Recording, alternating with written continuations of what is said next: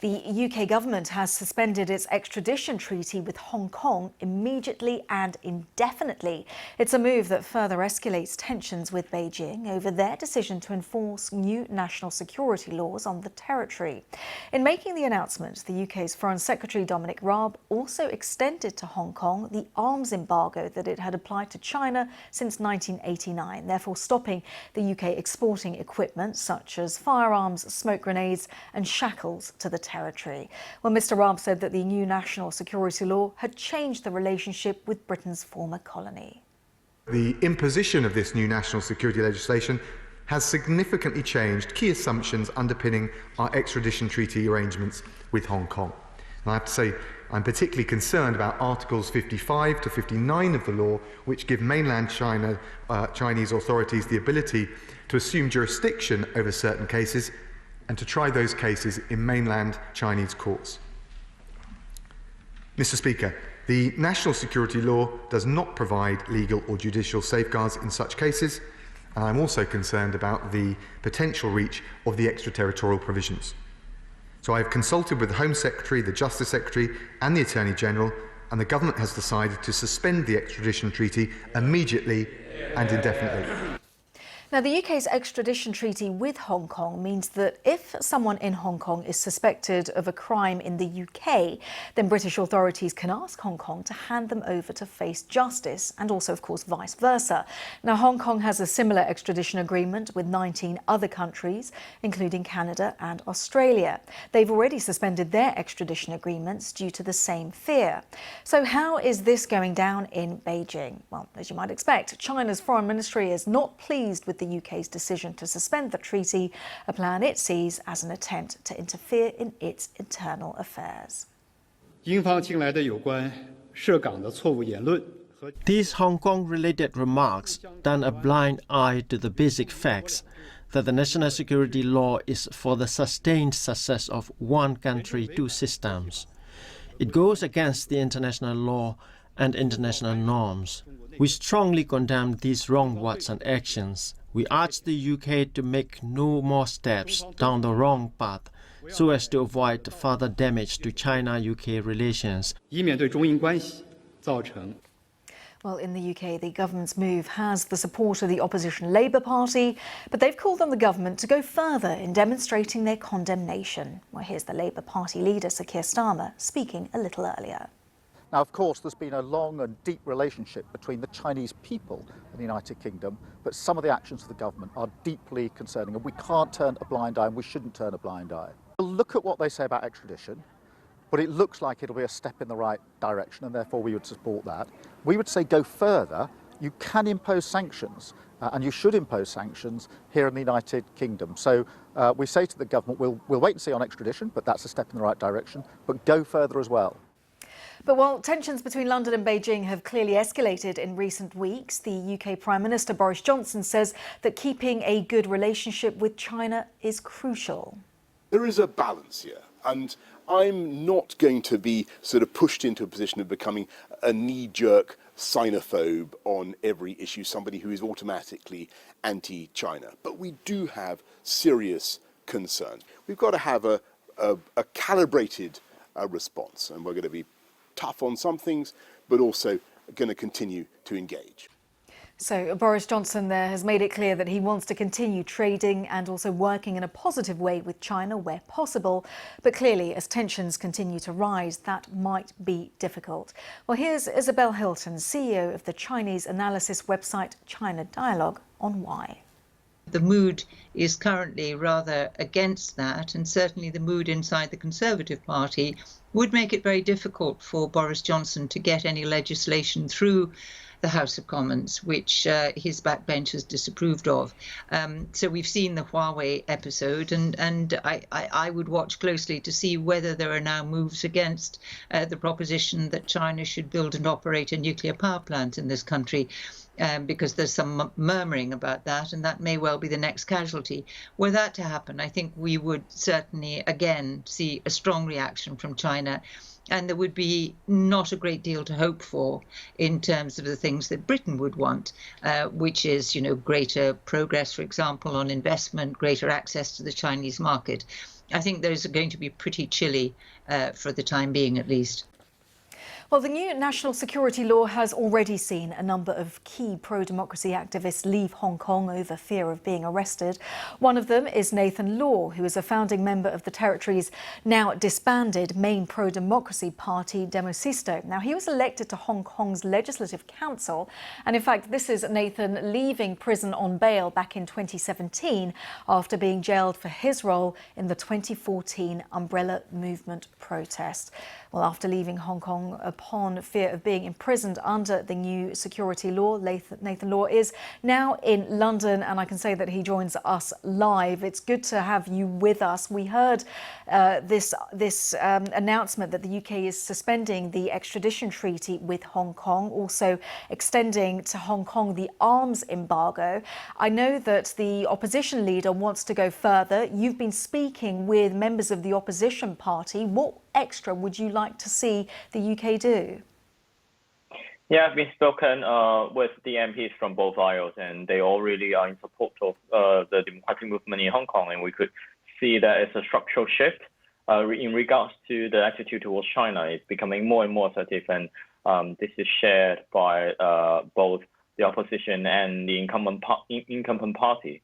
And for them, I think there are several ways that we could move the things forward. For example, expanding the lifeboat plan and making sure that there are more and more people eligible for that, and providing necessary help, and also working closely to other allies in the Europe and around the world to make sure that we have a value-bound community that will fight against the authoritarian expansion of China.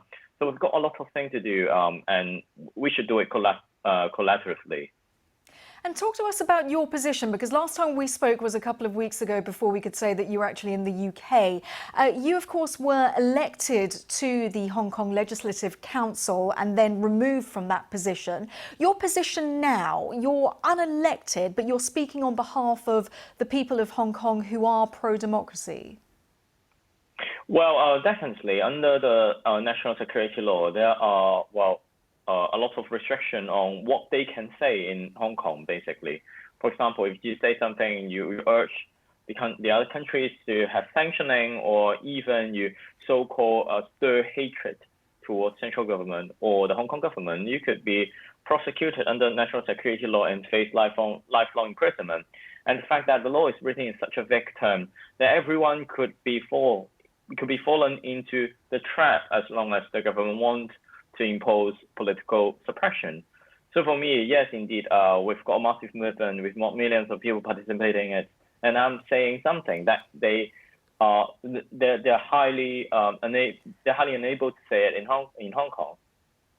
Now, Carrie Lam, who is the head of, represents the Chinese government in Hong Kong, she insists that the one country, two systems scenario is still effective regardless of this new security law. How do you explain then, how do you say that that is not the case, given that she insists that one country, two system is fully effective, that Hong Kong still has its rights? Well, that is a blatant lie. If you see how many countries reacted to the national security law with so many assertive measures. For example, Canada, Australia, the US, UK, they've been providing safeguard plans and also relevant measures. You could see that the world actually recognized there is a crisis in Hong Kong, and that is the complete erosion of one country, two systems. People are losing their freedom of expression in Hong Kong. People are being arrested just because they're in possession of the stickers or flags that has the slogans of the movement on. And the government issued a statement saying that one of the slogans of the movement is violating the law. They're literally punishing people by what they say or what they think. So this is something that we do not see in a democratic country. So this is basically the end of one country, two systems, and the freedom that we used to enjoy.